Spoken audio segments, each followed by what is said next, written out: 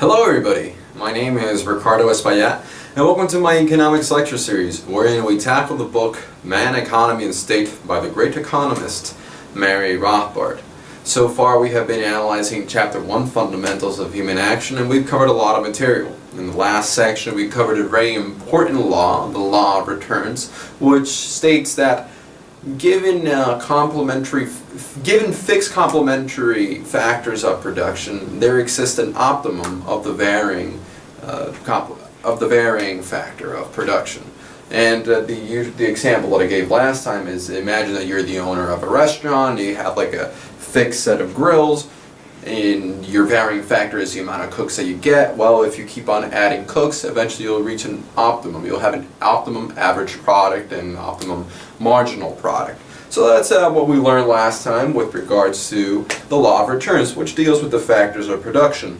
Today we will continue analyzing further implications of factors of production. Specifically, we'll be talking about factors of production with regards to their convertibility and their valuation. Now, this is a very short video, I think. I mean, I'm recording it now and I don't know how long it's going to take, but it's I guess fairly easy to understand concept. And the overall concept that we'll learn today is based on something that I call, Mary Rothbard doesn't explicitly call this, or I haven't read an economist name this law. He does name it a law, but he doesn't give any name to it. But I'm going to give it the name of the law of specificity, or the law of convertibility, with regards to the factors of production. And basically the law of specificity says, law of specificity slash convertibility. I'm still debating which one is proper, but for now it's just specificity and convertibility. But basically what the law says is that the more specific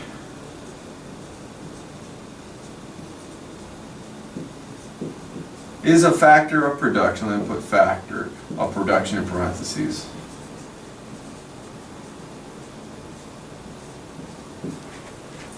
the less convertible it is. And I'll explain what I mean by convertible. Its uses. And the less specific is a factor of production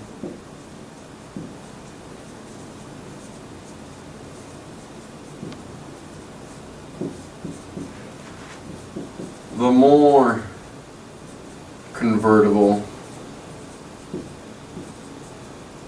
it is in its uses. Now, what do I mean by convertibility? By convertibility, I mean how convertible it is with regards to serving our ends. For instance, let's use an example, a very good example that Mary Rothbard uses, which is cigarettes. Imagine that all of a sudden people decided that they no longer want to smoke cigarettes because they understand the harmful implications of smoking cigarettes, and everybody is like, oh, I don't know why I'm doing this, and boom, they stop smoking cigarettes.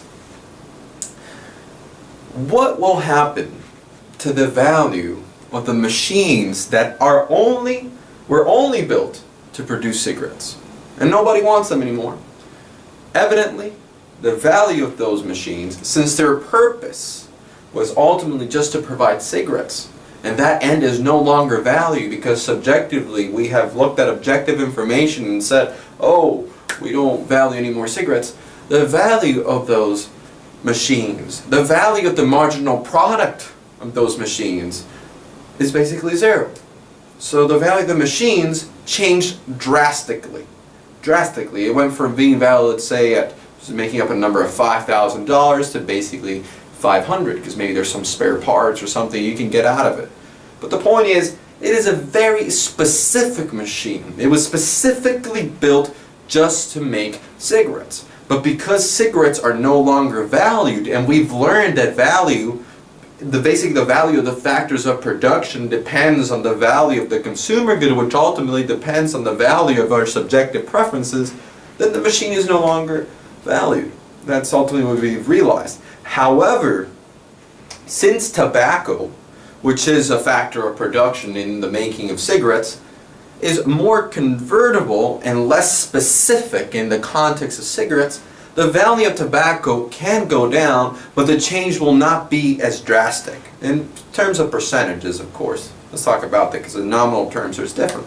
But the change will not be as drastic because tobacco still has other uses. Maybe people realize that putting a little bit of tobacco in your food is helpful. I don't know. I mean, it probably isn't. Don't do that. I don't recommend that, but I'm just trying to illustrate a point here.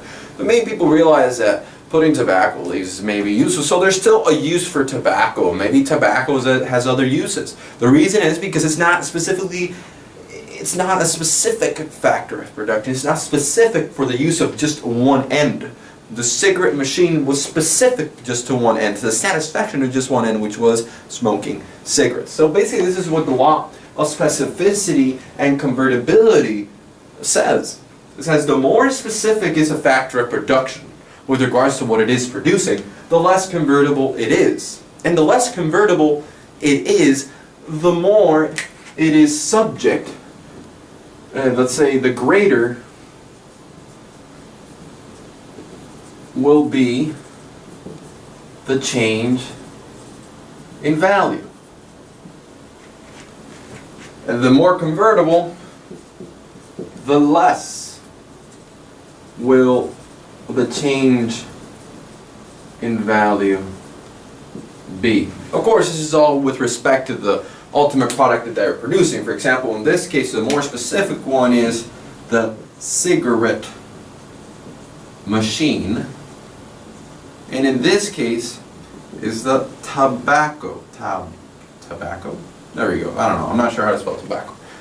But anyways, that's the main point of the law of specificity and convertibility. I call the law of specificity and convertibility because it's just an easy way for you to remember the concept, or in a way of actually putting it in your mental foil. Boom, I got the law of specificity and convertibility.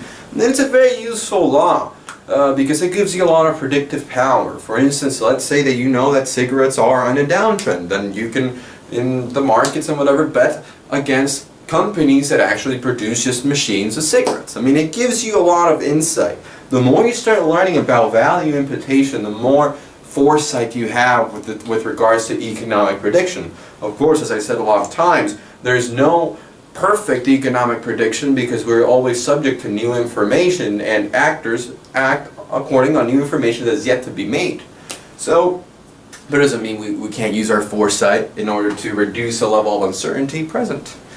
But anyways, that's basically law of specificity and convertibility. And some factors of production are so specific that if they don't have their complementary factor of production, they're basically renderless. They're basically worth nothing.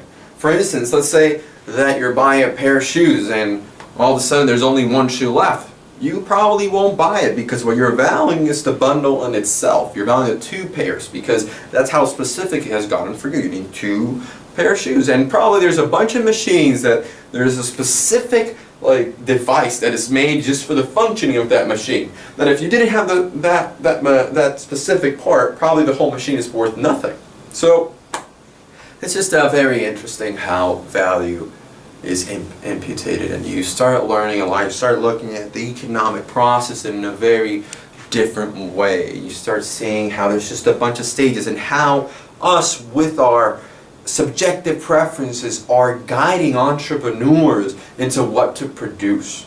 I know I'm going a little bit into depth of the future to predict, but I just want you to know that really the study of economics, and what you will get is the understanding of the beauty behind, the beauty that is that by people with their voluntary subjective preferences deciding what they want, they're actually changing what is being produced. And that's just, I think, magnificent.